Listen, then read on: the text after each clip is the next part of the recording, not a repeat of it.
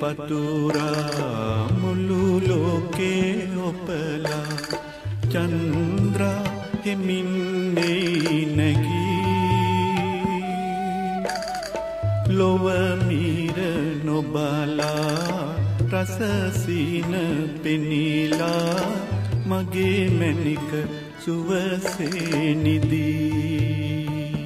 ප්‍රවීණ ගායන ශිල්පී සිසිර සේනාරත්න මහතා මිය යන විට ජාතික රෝහලේ ප්‍රතිකාර ලබමින් සිටියා.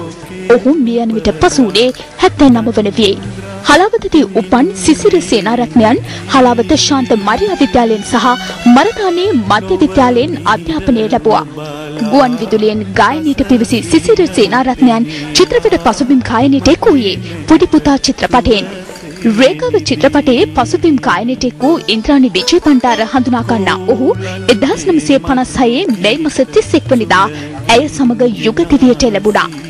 1965 වසරේ තිරගත වූ හඳපාන චිත්‍රපටයේ සංගීත අධ්‍යක්ෂකවරයා වී 1966 දී සරසවි සම්මාන උළෙලේදී හොඳම සංගීත අධ්‍යක්ෂකවරයා ලෙස සරසවි සම්මානය දිනුවේද මේ හෘදයාංගම ගායන ශිල්පියයි.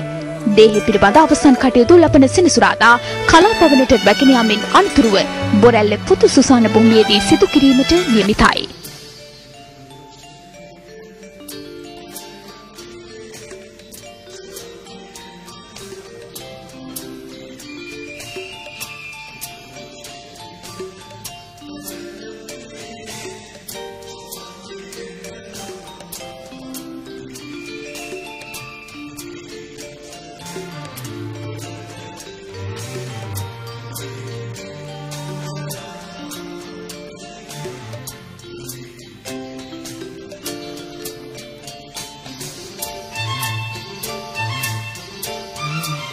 නුහුරුණු පුරුදු රහස පිළිබඳ මිහිර ආදරයයි කියා නුහුරුණු පුරුදු රහස පිළිබඳ මිහිර ආදරයයි කියා පවුරු බැඳගෙන සිතක වැජඹුණු රසවතී නෑ कोई गया रसवती ने कोई गया.